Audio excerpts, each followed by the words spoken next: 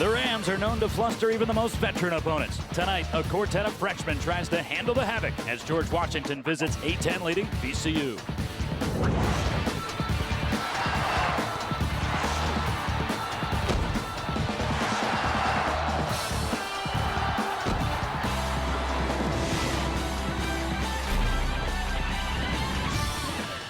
Snow falling outside today in the capital of Virginia, but that has done little to hide the fact that the A-10 race is heating up in another huge A-10 matchup tonight. Good evening, everybody, and welcome inside Verizon Wireless Arena. John Laser, pleased to be joined by Mike Litos. And Mike, we quickly look at the A-10 conference standings. You see VCU sitting atop. You see George Washington right in the middle, but a young upstart Colonials club provides a unique challenge for Shaka Smart and company tonight. Yeah, it's definitely a battle of styles, John. George Washington battling for one of those top 4 seats in the conference tournament. A road win in one of the hardest buildings would be a big feather in Mike Lonergan's cap. They'll start 4 freshmen tonight, handling the havoc, certainly among the keys for the Colonials. Yeah, they need to slow the tempo down. One thing they need to do is decide, do we want to cover Troy Daniels at the 3-point line or Javante Reddick on the baseline? They need to dominate the paint with Isaiah Armwood. VCU has to get their legs back tonight. They picked up a victory over UMass, but it was less than 48 hours ago. Yeah, Joe McDonald, their point guard, they need to fluster that freshman, get him to turn the ball over in the open court. Mike Lonergan has sat some of his seniors down to get some punch off the bench. That's something VCU has to limit, and they have been killed on the boards in the last 2 games. Going to have to shore that up tonight against a big George Washington team.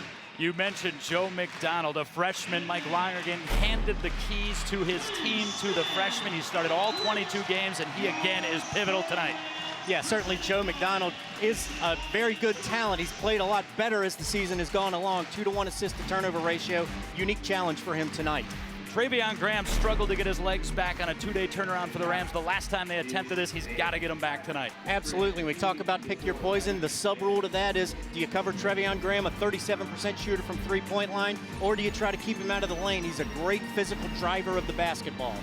The lights are out here in Richmond, which means it's just about time for the opening tap. They're greeting the Rams here in Richmond. We'll introduce you to them, too. They host GW next on Comcast Sportsnet.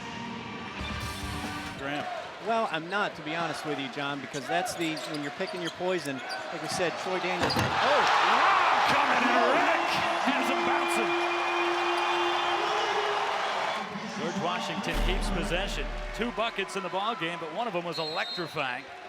Look at this lob coming from Theus right here. Now, you want to get fans off the seats early, that's how you do it. Perfectly executed from Darius Theus. Just a little slow with his feet getting over there on that, but great pass from Patricio Garino right there early, passing it right there out of the trap. He passed it around to find the open binds. This George Washington bench, and we mentioned the 4 starters, the freshmen, but in actuality, Lasan Chroma, who was taken out of that starting lineup for Keith and Savage 9 games ago. He plays starter minutes. Brian Pines, who has been a starter in years past at the foul line, he could fill a starter's role. So you have to prepare, and that's swatted away from behind by Isaiah Armwood. Armwood up ahead, and the rip-roaring 2-handed finish. And George Washington is right off. George Washington with the last 8 points after that Javante Reddick dunk to open the ball game. But the most recent dunk has him on their hands here. And look at Armwood. He got the defensive stop on the other end, runs the floor, Mike, and finishes it well ahead of the rest of the Rams, who are slow to go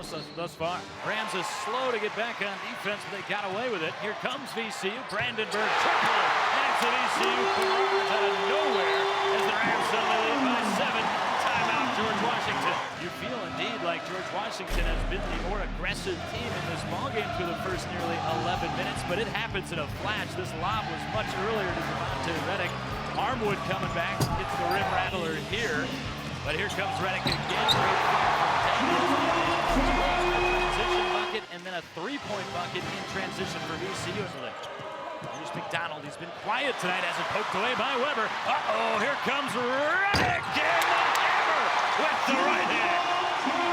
It's very easy to have a high field goal percentage when you're throwing it down from 0 feet, John. Don't put it down on the floor or you'll have a little guy come and get it.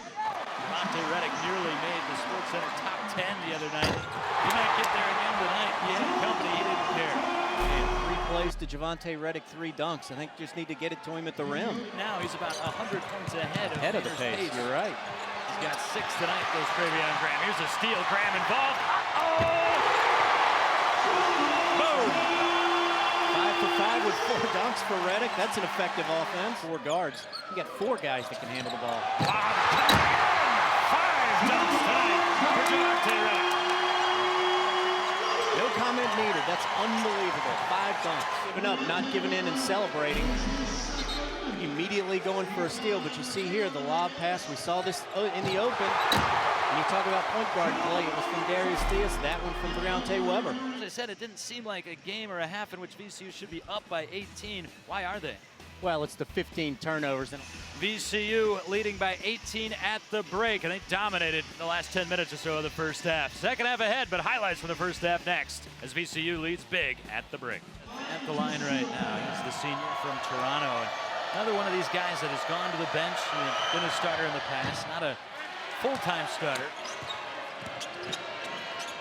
Donald splits the trap, didn't see Daniels coming, however, Troy has it all alone. Lefty stuff for VCU.